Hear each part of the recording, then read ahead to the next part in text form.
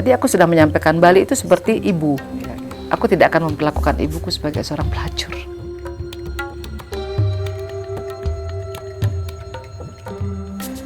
Keinginanku hanya satu, Bali menjadi lebih baik.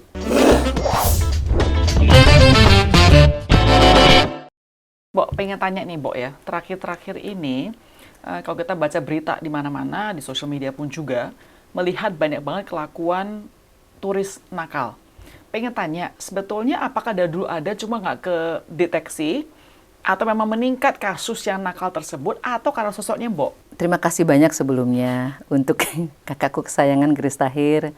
I'm your big fan. Oh, Yes, I've been following your account and as well as my sons also they are your big fan, Edo dan El.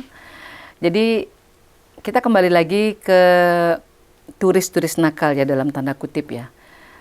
Permasalahan sebelumnya kan sudah ada dan kita tidak berbicara spesifik kepada satu negara. Akan tetapi di masa jauh sebelum pandemi, Bali itu misalnya di beberapa daerah tujuan wisata, dia identik dengan misalnya tawuran, pertengkaran antar mereka karena mungkin pengaruh alkohol yang terlalu banyak, seperti itu, atau perkelahian gitu kan. Dan itu tidak terjadi di daerah-daerah yang misalnya padat dengan warga lokal gitu kan. Jadi di daerah tujuan pariwisata gitu kan. Jadi ada istilah bogan misalnya seperti itu kan. Dan itu kan hanya permasalahan yang persentasenya kecil. Nah, di saat yang sama semakin kita berjalan ke sini dan kemudian pandemi membuat waktu itu menjadi terhenti di Bali. Nah, seperti kita hidup bersama dengan pasangan kita, dengan sahabat kita gitu kan. Kalau ketemu mungkin 2 minggu sekali atau sebulan sekali, maybe everything is beautiful when we see each other gitu kan. Ya kita bercerita tentang apa yang kita lakukan selama kita nggak bersama. But then, that moment during pandemic, you don't have any choice. So you have to be together, stuck in the island with tourists, with expats or with our own. Dan di sana kan akhirnya karena kondisinya memang Bali ditutup, kita yang banyak sekali kehilangan pekerjaan. Hotel ditutup, restoran ditutup. Tapi buat aku pribadi, hidup nggak boleh berhenti gitu loh. Kita kan nggak tahu pandemi itu apa gitu kan. Nah makanya saat itu yang sebelumnya misalnya ada permasalahan pertengkaran, perkelahian dan lain sebagainya, akhirnya meningkat misalnya menjadi permasalahan-permasalahan yang lebih parah gitu loh di sisi moral, dari sisi etika, tidak menghormati budaya dan adat istiadat kami, dan mereka melakukannya secara terbuka. Bahkan sering banget play victim gitu kan. Ada beberapa case belakangan ini yang hingga hari ini masih ongoing. Itu bagaimana kami itu seolah-olah tidak memiliki hak untuk memperjuangkan tanah kami sendiri. And it makes me really really sad and upset and disappointed, and that's why I keep on pushing everyone who has the power, who has all the power in their hand, because I don't have that. And people think I have that. That's why everybody come to me. Everybody said, kembok nilu aja gitu kan, tagging and sending us WhatsApp. We have four channel and it was like full every day and so yang tadinya kita itu tinggal serumah mungkin sebulan sekali, mungkin ketemu masalahnya mungkin sebulan sekali, tapi karena sekarang kita tiap hari, kita mulai menemukan sisi lain dari teman serumah kita, dari mungkin orang yang kita anggap klien, dari orang yang mungkin kita anggap tetangga. Dan karena mereka stuck juga di pulau yang sama, kita kalau pekerjaannya menyewakan motor, ya kita menyewakan motor. Pekerjaan kita menyewakan kamar ataupun berdagang baju misalnya, ataupun menjadi tour guide, kita akan melakukan pekerjaan yang sama. Dan kami di Bali, untuk sahabat-sahabat, untuk saudara-saudara yang bergerak di bidang pariwisata, they were not given the plan B, you know. They didn't think about plan B, C, D, E, F, G. While we think the otherwise. kita sudah menjalani masa-masa di mana bahwa kita tuh harus selangkah lebih di depan. Dan makanya pada saat pandemi, terus terang, jujur, di bulan pertama penjualan kami menurun 90% lebih. Tapi kami kan tidak memikirkan diri kami. Kami kan memikirkan bagaimana dengan teman-teman yang bekerja di bidang hospitality yang sekarang hotelnya tutup semua gitu kan. Yang okupansinya di bawah 1% gitu kan. Jadi I think for them, and at the same time, oh aku bisa survive nih selama 3 bulan nih gitu kan. Dan karena usaha itu kami memang selalu keep dia selalu mungil, kita lebih leluasa bergerak. Dan kami memiliki klientel yang sangat militan kalau kami boleh bilang, garis keras, Nilu Jelantik gitu kan. The more certain people or certain those who felt uncomfortable about what we do, the more they put us into bad situation, the more the Nilu Jelantik kesayangan, will do their own way, Semakin Mbak Nilu dibully, kita mau beli sepatunya gitu kan. Mungkin mereka merasa kasihan gitu kan. Tapi at the same time, kita punya sepasang sepatu Nilu ini sudah 16 tahun, 17 tahun umurnya seperti itu. Nah, kita balik lagi ke pandemi. Orang-orang yang menyewa sepeda motor, let's say, dari si Made misalnya. Tadinya dia menyewa sepeda motor sebulan, 2 bulan, betah di Bali jadi 3 bulan, terus menemukan peluang mungkin yang bisa dia lakukan karena kami tidak bisa melakukan, misalnya menjadi tour guide dengan bahasa mereka misalnya, gitu kan. Mereka melakukannya sendiri dan lain sebagainya, terus mereka stuck nih. Temannya nggak bisa datang, mereka nggak bisa, kan nggak mungkin kami jadi kliennya gitu kan. Nah, di saat Bali sudah mulai dibuka pelan-pelan, orang yang menjadi kliennya orang Bali, mereka akhirnya menjalankan usaha. Dan banyak yang similar kind of business gitu kan. Dan buat kami tidak masalah. Buat aku secara pribadi, bring it on gitu loh. Ayo kita kompetisi secara sehat. Ayo kita bersama-sama kompetisi. Kami juga bisa promosikan kalian loh. Walaupun emak-emak begini gitu kan, aku bisa gitu loh. Karena mungkin kamu mempekerjakan orang-orang Indonesia. Mungkin karyawan-karyawan yang kamu jaga itu kamu sayangi sepenuh jiwa. Aku pasti akan perjuangkan. But there's something you have to understand. Nilu Jelantik menjalankan usahanya comply. We are very comply, we are very like square. Aku harus persiapkan sedemikian rupa senjata jauh sebelum hiruk pikuk politik itu untuk orang nggak bisa nyerang aku. So I have to prepare that. So when we started Nilu in 2003, I didn't have any idea that I'm going to be here with you, like explaining the whole Bali situation. I thought that I left my company, I got really sick, I started this tiny little business named Nilu, and keinginanku sangat sederhana, ingin membuat sepasang sepatu yang pas, as simple as that. But I have to do it the right way gitu kan. Karena aku belajar banyak, aku merantau di Jakarta gitu, sendirian gitu kan, dan I learn a lot from my Jakarta bosses gitu kan. Terus mereka menjalankan usaha itu pada saat aku tanya nih misalnya. Karena mereka menjalankan usaha-usaha yang istilahnya yang sudah menyentuh kepada ranah kehidupan pribadi kami. Menjadi pendeta. Ya. Menjadi cenayang ya istilahnya ya. Reading about your future. I can read your future. Pay 40 euro. Oh, I can call your ancestor. Give me 40 euro per hour. We never do that. We are Balinese. We never do this kind of thing. Priest is a very sacred title, you know. You don't, kalau lu tuh nggak ngitung pendeta, lu tuh jeremangku lu tuh dengan uang gitu loh. Itu merendahkan profesi mereka, dan ada oknum yang secara terbuka di sosial media melakukan itu. Dan semua itu terjadi di masa pandemi.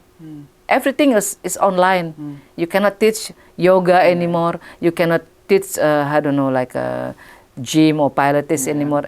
So you can do it online. Jadi pada saat pandemi sudah mulai pergi, mereka jalankan bisnis online-nya, people start coming, so they go to the next level, which is offline. Which is, I don't mind if you follow the rules. Comply with the rules. Comply with the rules. And then people think that I'm in the position of like Mbok Nilu is ibu deportasi gitu loh. Jadi panggilannya itu Madam Deportation gitu kan. Oh my God, Nilu Jelantik isin canggu gitu kan. Mbok Nilu gitu kan. I was misunderstood for a while gitu kan. Akan tetapi kan people can see gitu loh kan. Orang bisa melihat bahwa Nilu yang saya benci itu melakukannya karena Nilu juga sayang pada kami. Jadi Nilu tidak cuma sekedar kalau bikin usaha ikuti aturannya dong. Kalau mau buka spa atau mau buka salon tato daftarkan dong license-nya. Aku nggak cuma sekedar ngomong itu, tapi aku juga ngomong ke government. Aku juga ngomong ke pemerintah. Aku juga ngomong ke pemegang kebijakan. Kupingku nih capek nih, karena mereka itu ngerumpi di grup community, like their own community, but they make it public. Jadi gimana sih orang chatting tapi di komen gitu loh. Dan di sana kan banyak sekali komentar-komentar yang sangat mendiskreditkan institusi. Sementara we all know that institution they need our support more than ever gitu loh. Karena apapun yang terjadi langsung online, langsung viral, dan orang langsung yang tuh kan beneran kan aku nggak percaya gitu loh. Bagaimana cara mengembalikan itu? Dan akhirnya para ekspat ini tahu Mbok Nilu itu juga menyuarakan kita loh. Dan aku selalu bilang sama kementerian, sama pemerintah daerah, sama institusi Polri, TNI, you name it gitu kan. Dan yang terpenting ini kan yang mengeluarkan undang-undang tentang ketenaga kerjaan ini kan ada Kementerian Tenaga Kerja. Satu lagi kalau terkait dengan orang asing ada Kemenkumham. Nah, aku selalu sampaikan, kasih aku pesan-pesan itu, buatkan bukunya secara sederhana, aku akan menjadi jembatan, menjadi pelayanmu, menjadi tukang posmu gitu kan. Dan itu salah satu cara aku juga untuk menjaga rakyat Bali gitu loh. Bukan aku bagaimana ya, selama ini kan kita jadi bantalan terus ya. I became a martyr, you know, and I accept that. Actually, I was totally fine with that, you know. I have all my support gitu loh. Jadi masyarakat sangat support kami. Dan di saat yang sama aku selalu sampaikan, simplify the rules. Simplify the rules. Hilangkan birokrasi mungkin. Dan birokrasi itu harus dibuat begitu sederhana. Jadi orang itu nggak ada alasan karena kita nggak tahu. Karena kita nggak ngerti. Nah, kalau sekarang dibalik misalnya, kamu dari negara mana? I'm from France gitu kan. I'm from this country. Oke, kita balik lagi ke negara kamu, Perancis misalnya gitu kan. Suamiku orang Perancis. Warga negara Perancis. Putriku kan otomatis setengah Perancis. Mereka itu menjadi benchmark aku. Gitu loh. Suamiku tidak akan pernah not even think about breaking the law, let alone my daughter. Dan di saat yang sama aku menyaksikan ketidakpercayaan, mesti tidak percaya baik dari sebagian dari kita, karena kita juga melihat begitu banyak berita di luar sana yang inilah. Jadi aku tidak bisa menyalahkan kalau mereka kehilangan kepercayaannya. Akan tetapi aku selalu menyampaikan, at the end of the day, when something happened to us, when we lost this cup, we put it outside the house, we have to make a report to someone. And their name is a police, you know. So jadi jangan serang institusinya. Kalau ada masalah, ngomong sama oknumnya. Tapi jangan dipermalukan dan lain sebagainya. Nah, komunikasi itu aku jalankan, and I cannot put everything on our social media. We have a very good relationship with the senior expat citizen in Bali, gitu loh.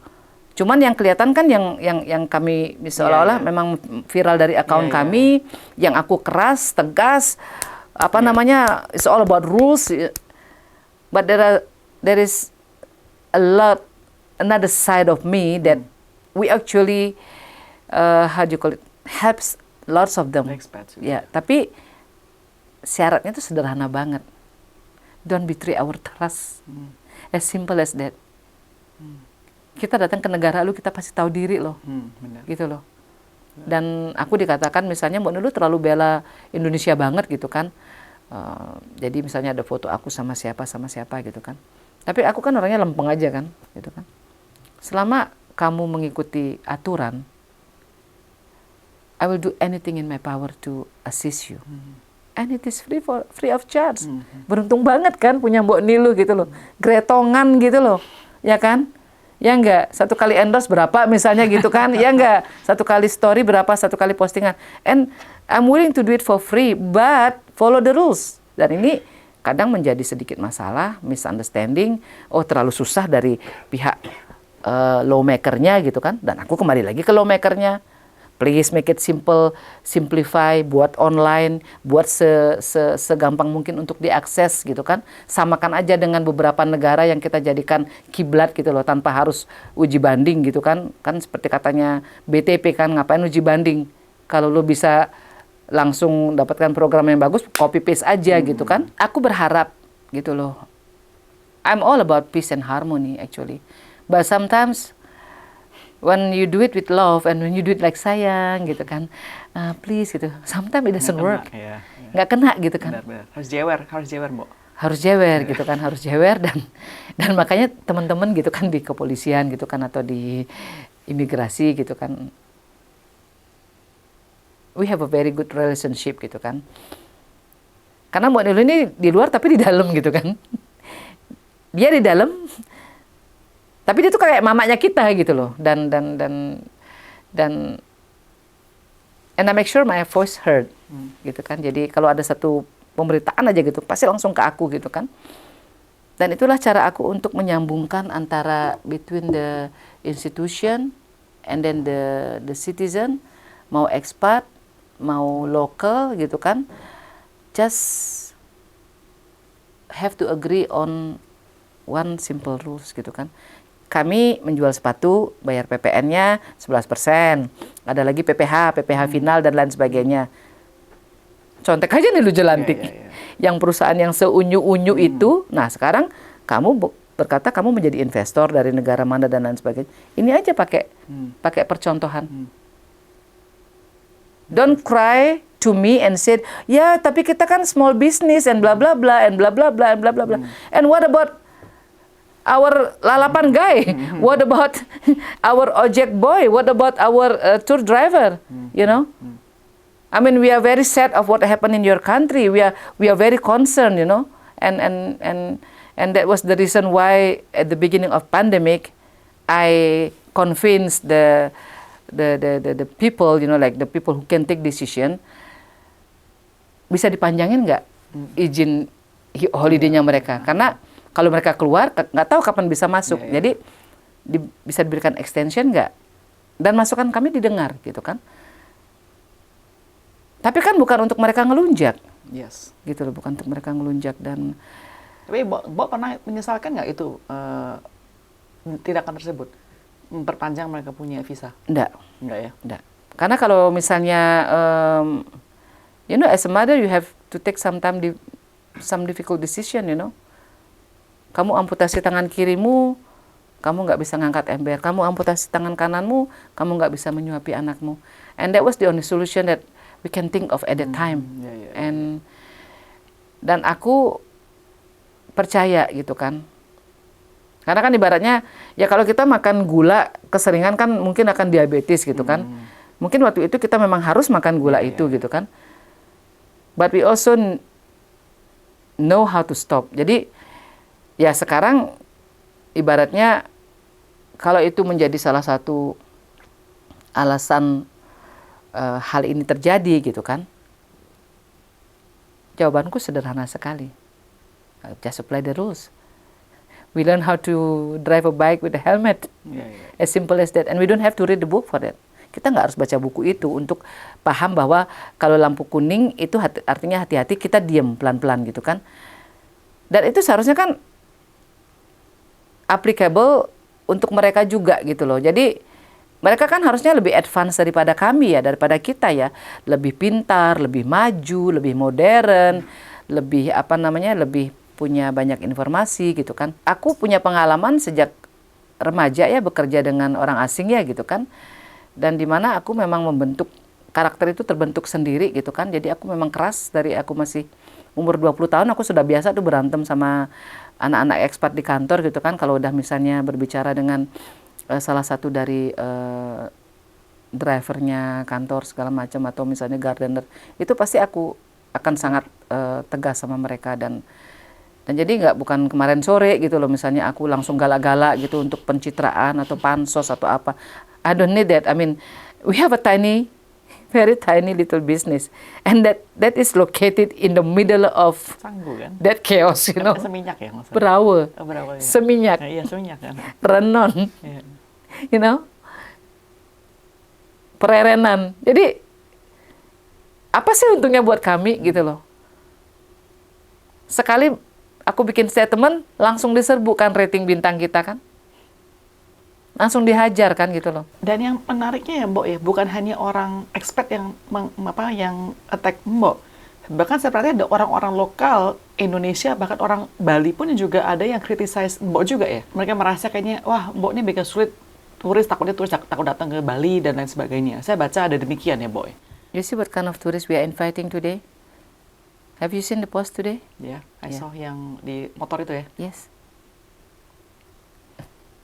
We didn't have that before, you know. Whatever reason you may give, you got drunk or I don't know, but That's not right. it's not right. And the day before, it's like every day, like you know, when we attract something bad, then bad things gonna happen at all time. And I've been trying to take that away from the place that I was born, you know, and at the end of the day, Bali is the only thing that we have. Dan kemarahan-kemarahan orang-orang itu bukan kemarahan sih, aku bilangnya oknum ya. Aku bilangnya oknum, dan aku melihat mereka jumlahnya sih tidak signifikan, hanya few segelintiran gitu kan. Tapi yang segelintiran ini juga kan perlu dikasih pemahaman gitu kan. Karena kadang orang kan loncat pagar gitu loh. Kita ngomongin yang di Bali, kita lagi menindak seorang WNA yang mencaci maki seorang bapak kos yang berusia 70 tahun yang mau menjalani operasi dan lain sebagainya. Terus tiba-tiba ada yang nimbrung gitu kan, mengatakan, Mbok Nilu sok yang punya Bali, sok-sokan begini, kenapa nggak panggil polisi? Padahal polisi itu jejer di sampingku. How to place them? Kita nggak mungkin taruh polisi itu sebagai bouncernya kita. Itu nanti netizen, nah lain kan, kan mereka kan nggak berbuat kriminal, kenapa ada polisi?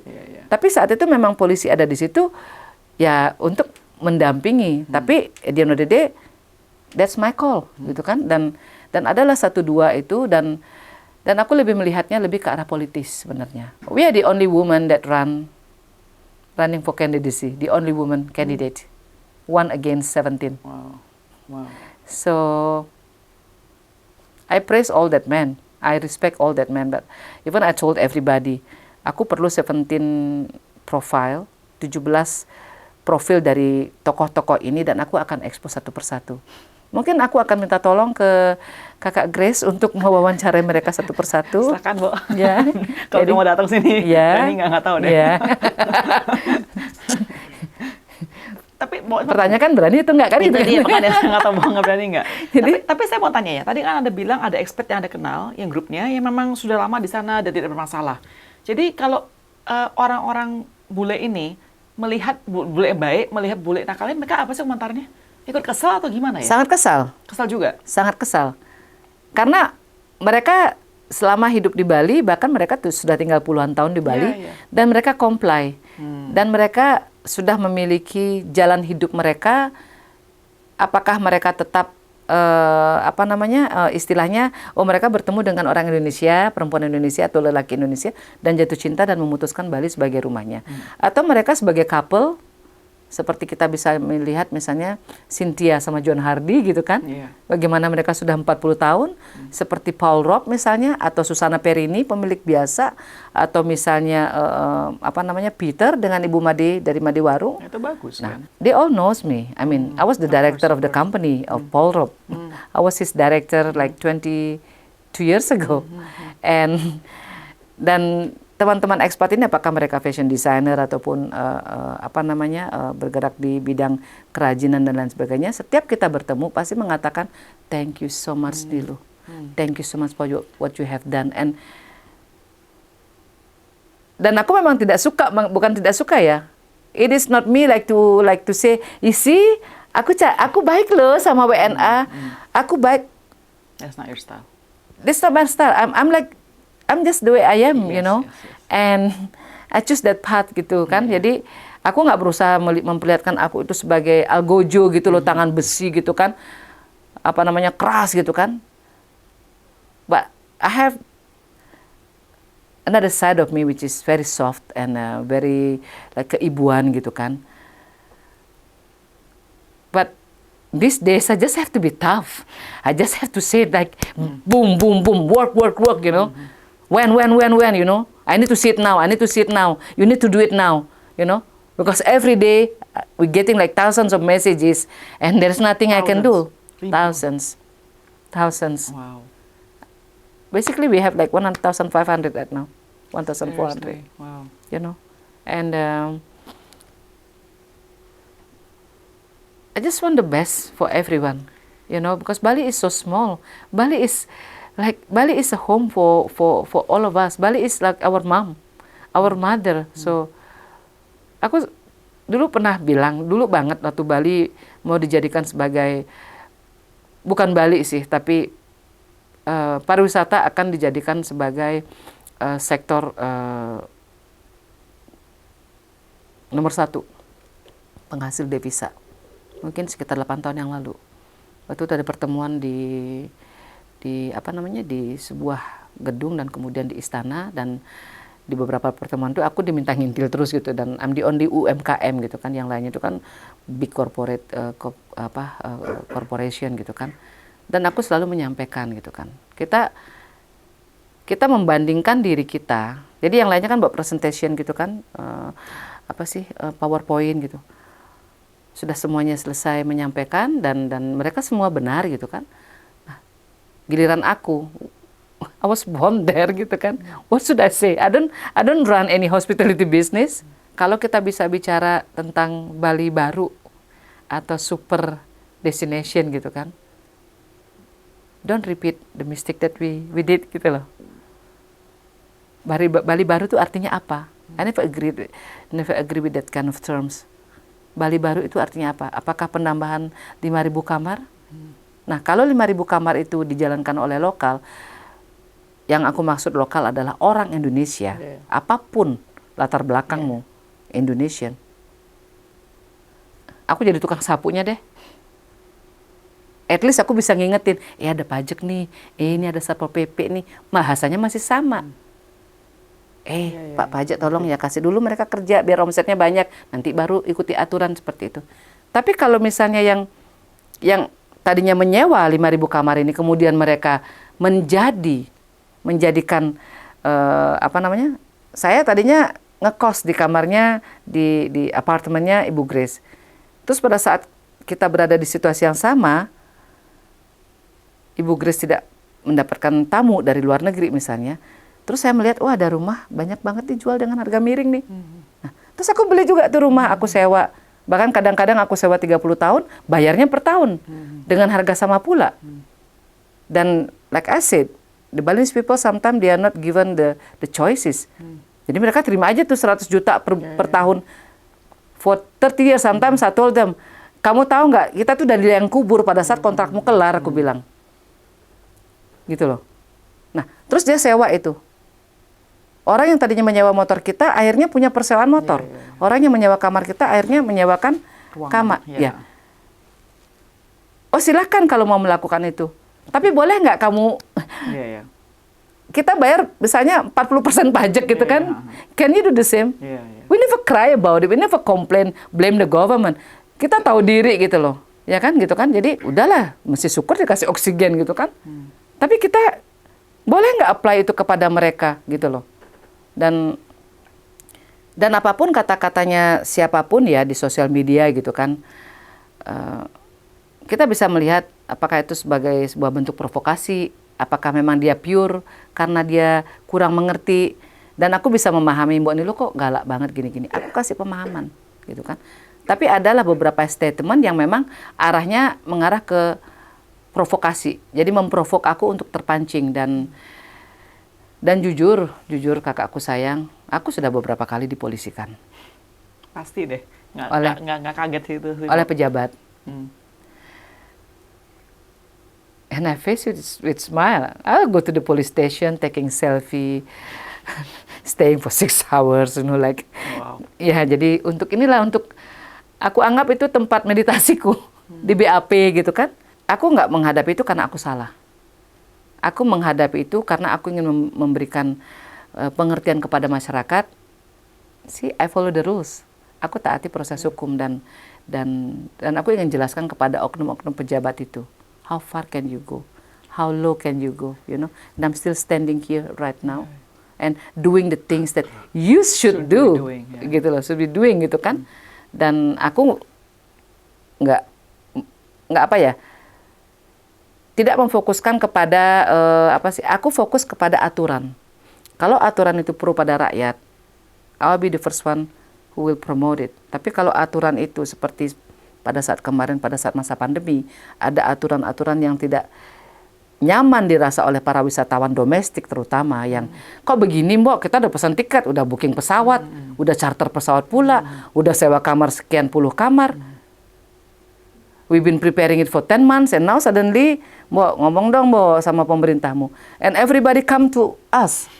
Dalam hatiku, kata GM ku, Mbok, kita tuh siapa ya Mbok gitu kan. Nggak bupati, nggak gubernur, nggak menteri. Kok kesini semua ya Mbok ya, kok ke rumah semua gitu kan. Padahal kita tuh pondoknya tuh yang so simple gitu kan.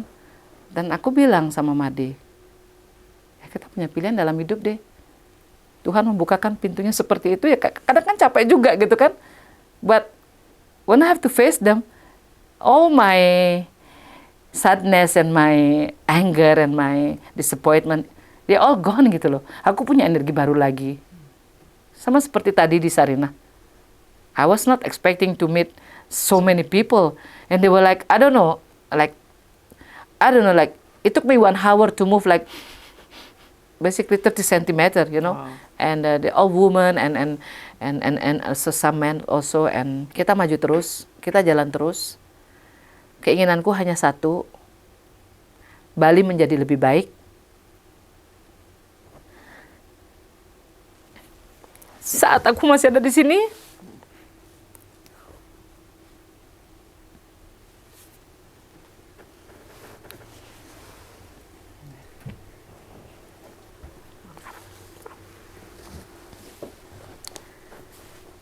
I never discuss about gender, I'm not trying to show people that about gender equality, like, please, I'm a woman, please, I grown up between women. I was raised by my mom, by my aunties, and I spent all my childhood with all my cousins. They're all women, so we grew up together, and now we're growing all together. So we were taught to be strong, and today we were faced with the reality that somebody has to do something, that they have to take an action, and they have to do it on the regular basis, not only for the sake of we're gonna straighten the rules today, and that will be forgotten tomorrow.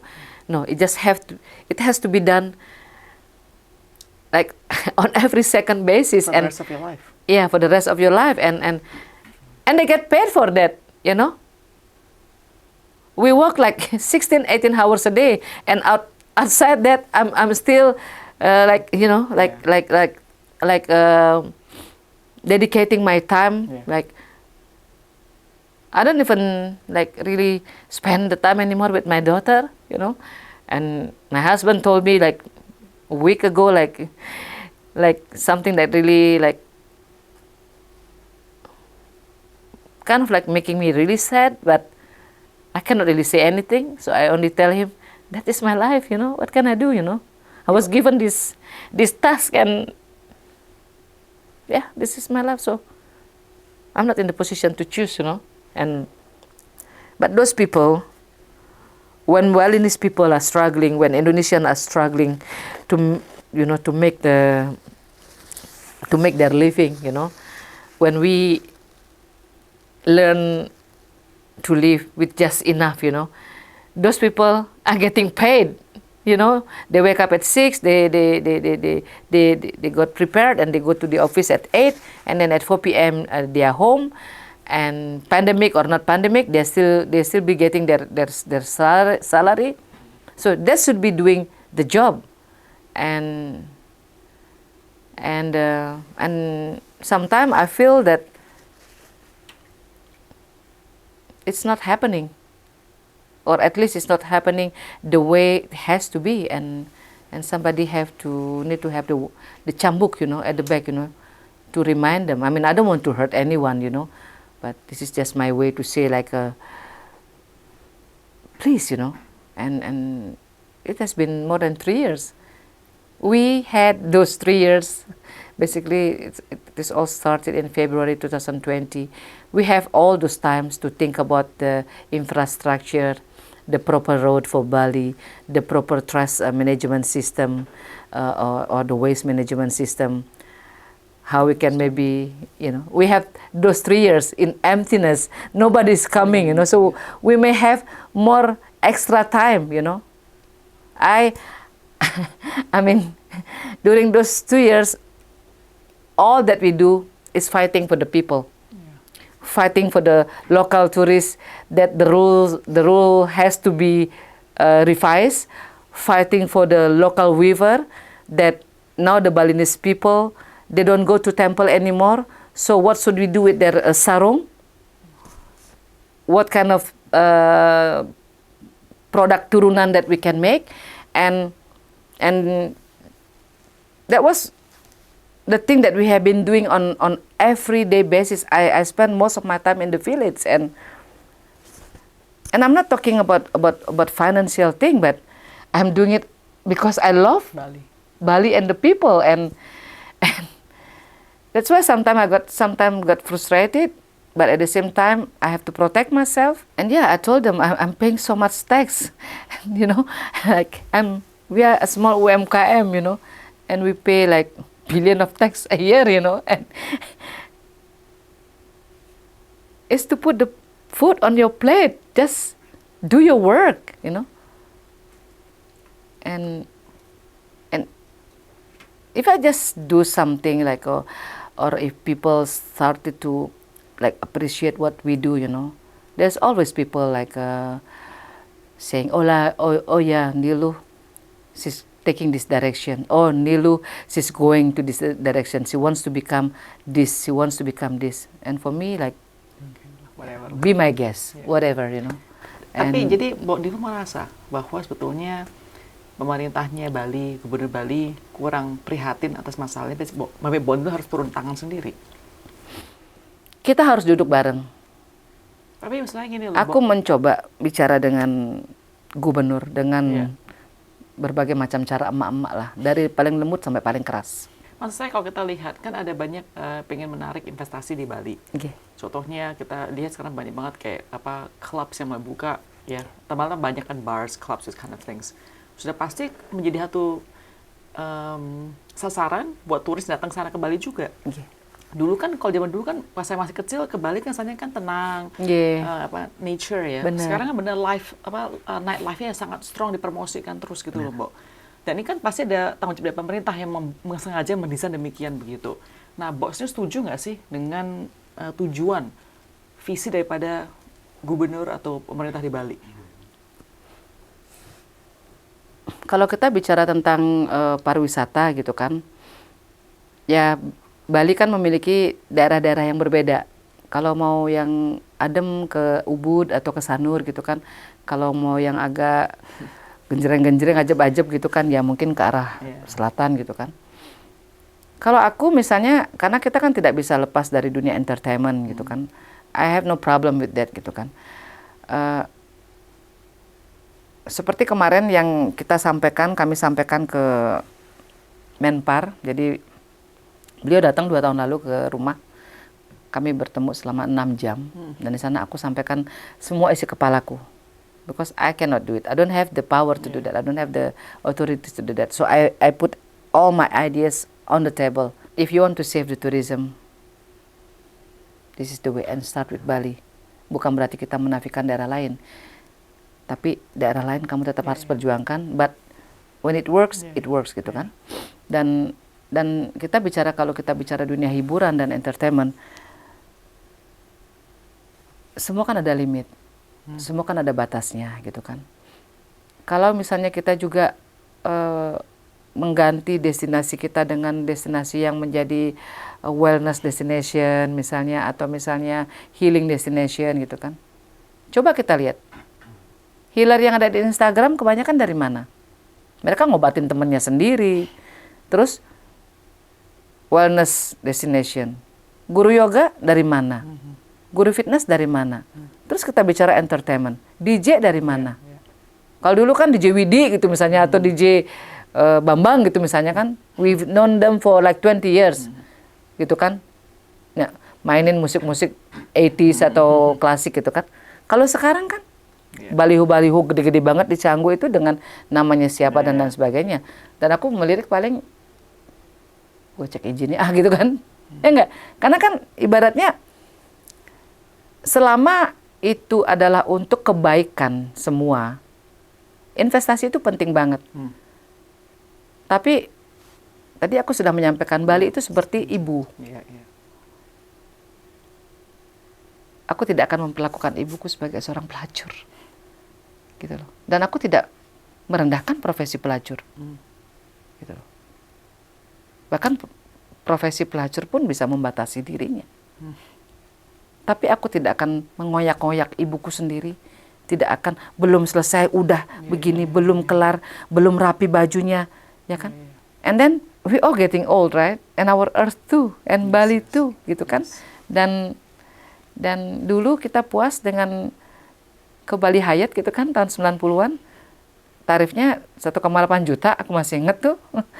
And I have to save money for that, you know. And I was very proud, you know, like quality. But if I only have 300,000 rupiah to spend, I go to Ubud, stay with people houses, dan seperti yang tadi kakak sampaikan, that was Bali that I still keep in, you know, in my mind. And aku tidak menutup diri gitu loh dengan entertainment dan lain sebagainya. Tapi apakah bisa entertainment destination itu pemerintah menerapkan SOP? Drink responsibly, ya tetap minumnya tanggung jawab, umur sekian gitu kan. Terus mungkin disediakan public transport, dianterin ke rumahnya, jadi nggak nyasar ke rumah orang, nabrak, nggak pakai helm, nggak pakai baju gitu kan. Terus apa namanya? Tapi bisa nggak kandungan lokalnya diperbanyak? Oh, kita mau bikin klub nih gitu kan, kita joinan bikin klub nih misalnya gitu, atau bikin disco classic club gitu kan. Hanya untuk strictly 80s music gitu misalnya kan. Jadi ya mungkin ada wine dari Highton Wines, dari Sababai, atau misalnya dari perusahaan lain. Ya ada misalnya bir misalnya, terus ada alkohol misalnya. Mungkin ada Grey Goose misalnya gitu kan, kita sebut nama gitu kan. Tapi in a way, oh ini ada juga loh. Option arak, sopi dari daerah-daerah lain. Tapi harus dikurasi. Dipastikan kandungannya tidak ada misalnya apa tuh namanya, metanolnya gitu kan. Jadi kita membuat sebuah diplomasi, let's say alcohol diplomasi, that Bali is actually the place where you can drink like the alcohol, let's say, but there is no accident case.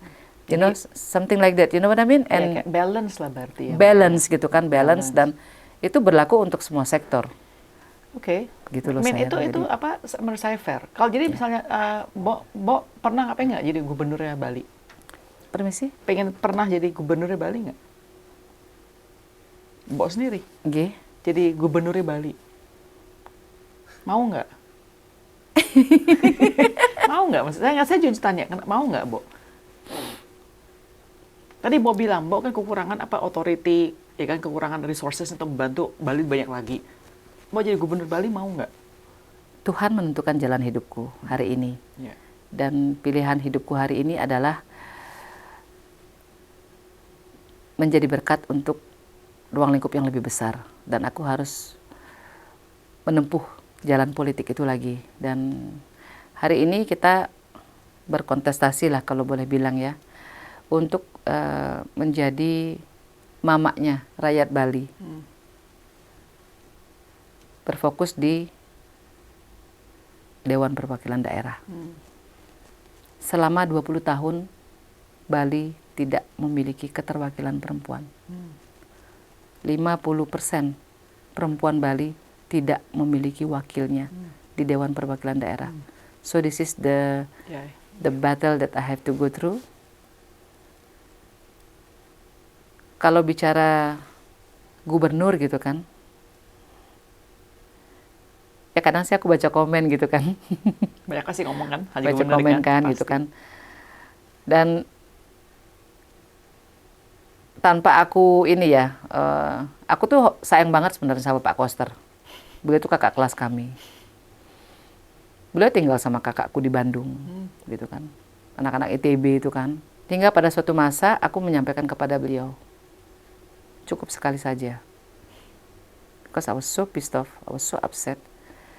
Dan waktu itu ya ada beberapa sih gitu kan kejadian-kejadian di mana mereka itu ada oknum lah gitu kan yang memposisikan aku bahwa aku menginginkan jabatan itu dan lain sebagainya. Dan digambarkan seperti itu adalah beberapa orang. Aku sempat jawab, if God allows, no one can stop it. That's true. Not you, not anybody. So today, just listen to what I have to say. Everything that coming from my mouth is purely because I would like to give that solution, and in a way, I give everyone the stage that they need it.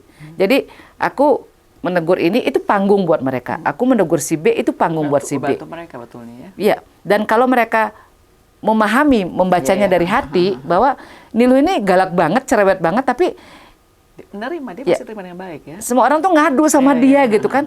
Gimana caranya mengalihkan pengaduan dari dia itu ke kami gitu kan. The last thing you wanna do is to attack me. Don't do that gitu kan. Dan aku sampaikan kalau memang jalannya harus ke situ, well, we all have the capability, right? Gitu loh. Kita punya kemampuan, kita punya pengalaman dan sepanjang waktu berjalan tidak ada yang tidak mungkin. Akan tetapi hari ini aku hanya ingin tetap berada menggandeng tangannya masyarakat Bali yang on daily basis gitu loh, yang they need some love gitu loh. They need some love. If you know, in Bali, the price of the land in some area is the most expensive in the world, you know. Ya kan, gitu kan. Ada tanah yang mungkin sudah 50 juta per meter persegi gitu kan. But that only represent very small percentage of Bali gitu kan. Dan kita mengglorifikasi Bali tentang menjadi daerah tujuan wisata dan lain sebagainya. Umurku 47 hari ini. Mungkin meteranku mungkin masih sisa sekitar let's say 30 cm maybe gitu kan. If I go through that path to make Bali a better place for everyone, to make Bali a better home for everyone, I will do it. I will take it if God allows. Gitu. Jadi kalau hari ini aku tidak bisa mengatakan ya aku akan melakukannya. Tidak seperti itu. Dan dengan pembicaraan kita seperti sekarang ini saja pasti sudah akan men-trigger beberapa reaksi. Tapi itu adalah pendewasaan juga buat mereka gitu kan. Tadi Mbok bilang kan Mbok kan ada suami, ada anak ya kan. Jadi apakah yang Mbok kerjaan sekarang ini sering bertentangan dengan keinginan mereka, mengganggu hidup pribadi Mbok sendiri? Tentu. Jadi kalau akhirnya dikasih pilihan nih Mbok, ya harus pilih deh keluarga atau membantu Bali dengan pabriknya begini, Mbok pilih mana? Ini pertanyaan hipotetikal ya Mbak Mbok. Iya. Rakyat Bali itu harus paham bahwa mereka itu diperjuangkan. Rakyat Bali itu harus paham bahwa mereka itu berharga. Seperti juga rakyat Indonesia. Tapi di sini kan tenagaku terbatas, kemampuanku terbatas. Jadi I decided to go back to my hometown, to Bali gitu kan. Ini adalah pertaruhan terakhirku. Bagaimana mengedukasi masyarakat yang antipati kepada politik. I was there. I was there once gitu kan. Tapi at the end of the day, aku nggak bangga dengan itu gitu loh. Aku adalah mungkin salah satu contoh manusia yang paling apatis, yang paling anti politik gitu kan. And I'm surrounded by political party since I was a kid gitu kan. But I was just like, kerja aja, berkarir aja, ngapain sih perut lu tambah kembung, mendingan gua, ya kan gitu kan, perut lu tambah kembung begini, toh nggak bisa merubah apapun. But it all change gitu kan. Kalau dulunya aku tuh ngajar itu hampir setiap minggu keliling Indonesia. Kadang aku ajak mama, kadang aku ajak suami sama Ines. Dan kemudian ada langkah-langkah di mana perjalanan itu terhenti dan aku harus melanjutkannya dengan mendukung orang yang saat itu beliau aku yakini bisa menjaga rakyat. You know, when you cannot do certain things, you're so happy to find someone else that can actually do the job for you, you know. If today we have such a great people like dedicated or like loyal, devoted to, let's say, to people in Sulawesi, on Sumatra and Papua, I will do the campaign for them for free. I will do anything in my power, like in my ability, keterbatasanku. Aku akan kenalkan mereka, gitu kan. And today I'm going back to my hometown, facing with that kind of competition, which is 30% keterwakilan perempuan, gitu kan. I mean, when we calculate 1 against 17, how many percent is that? 4%, gitu kan. Dan suamiku pernah bilang, 90% waktumu itu kamu berikan kepada masyarakat. Rumah itu 24 jam buka. Gitu loh. Yang bisa ngalahin kita cuma Circle K sama rumah makan Padang. Gitu loh. Ya kan?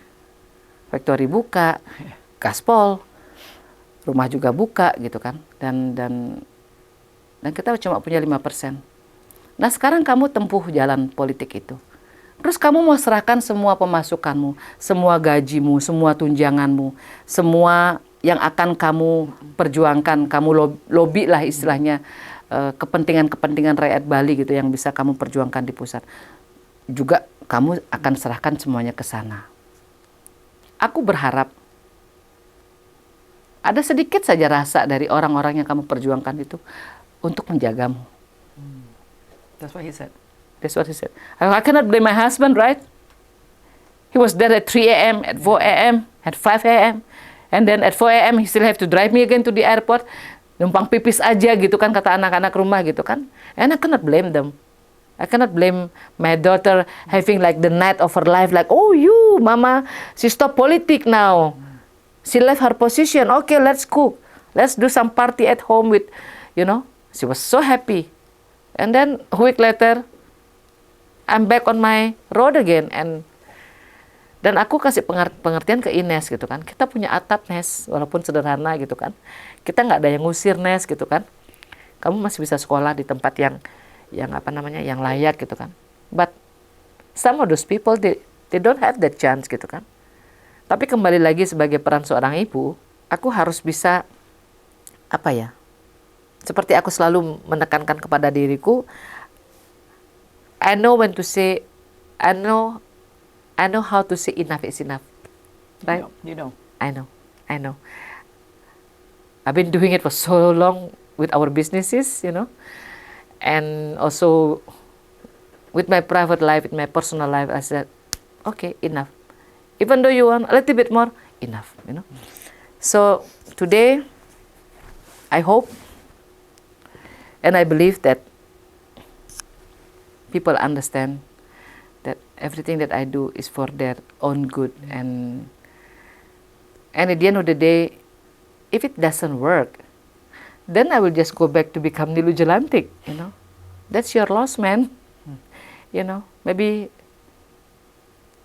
I mean, I hope that there will be 1,000 Nilu Jelantik that I can groom, you know, I can raise, and I can let them know that Indonesia is such a beautiful country that you should take care with your full heart, you know.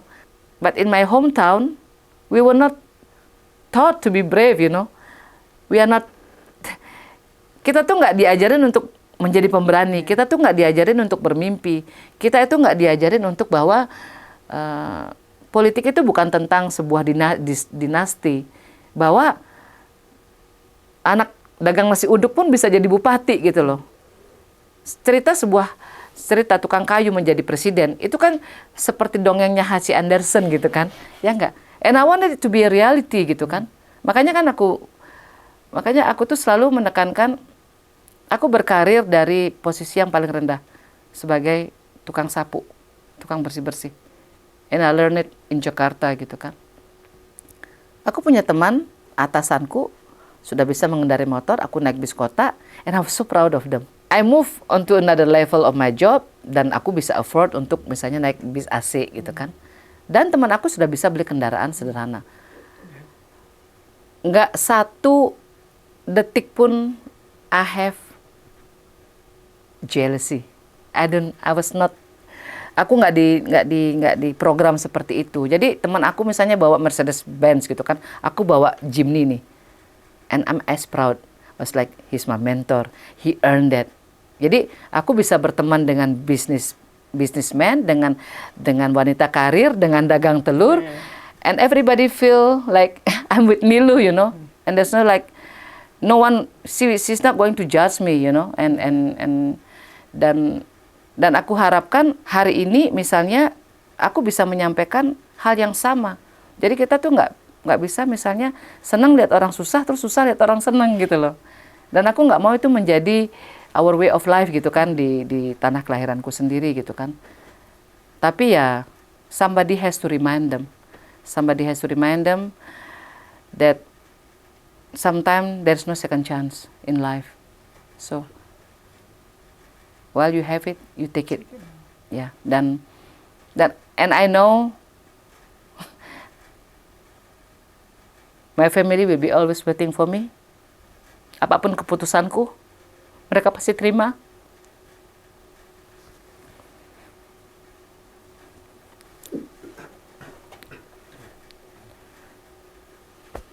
And when you have to go through 2 or 3 BAP a day, well, taking care of 3 different cases, and you are not even a lawyer, you know what I mean? And this kind of thing that, like, I mean, of course, my husband sometimes he's scared, you know, like, Of course. we lost our dog a few days ago, and some people like stalking on our home, you know, like nyenter gitu di rumah gitu tiba-tiba gitu tengah malam gitu dan lain sebagainya. But life goes on, right? Life goes on, but of course I will take care of my family. I will protect them. But today this is the road that I have to take, and you're happy with it. You're not happy. You are. I'm content with it. I'm yes. content with it, and You accept it. I accept it, and there's no other way. I don't give up easily. I know. I can tell. You know, I don't give up easily, but sometimes in my quiet moment, you know, I just talk to myself and I just thank God. There's nothing else I can say, right? You know, waktu aku bangkrut, aku bilang makasih Tuhan. Waktu aku pisah dengan suami pertamaku, aku bilang makasih Tuhan, because you show me a better way of my life. Waktu brand kita diambil, aku bilang makasih Tuhan. Dan aku selalu menertawakan kebodohanku di setiap kejatuhan yang ku alami, dan tidak menjadikanku orang bitter gitu kan. Dan apa ya? Dan di setiap jalan itu gitu loh, kakak, nggak ada waktu itu terbersit sedetik pun bahwa aku akan berada duduk di sini gitu loh, dan ya, Bali people is how do you call it? Indonesia is my home as much as it is your home, right? Saya sebagai orang Jakarta aja, saya itu pakai tagar I'm with Nilu. Tadi kan ada bilang I'm with Nilu. I'm with Nilu. Thank you so Jadi, much. Bo, mungkin tadi Bo bilang ya, mungkin ada merasa kadang-kadang aduh sendirian, capek, pasti capek dan nakutin ya. Tapi saya yakin Mbok banyak banget yang bukan cuma senang foto sama Mbok, tapi pasti juga doain Mbok. Soalnya saya yakin orang yang benar peduli dengan kebenaran pasti akan dipegang sama Tuhan juga. Jadi Mbok, my prayers with you. My support with you, Mbok. Thank you so Thank much. you so much. Ay, thank you. Thank you Yeah. so much. Thank you so much. Can I hug you? Yes, of course. Thank you so much. Appreciate what you've done. Sorry for talking too much. God bless you. No, of course not. God bless you. Thank you for sharing. Appreciate it. Thank you so much kakakku.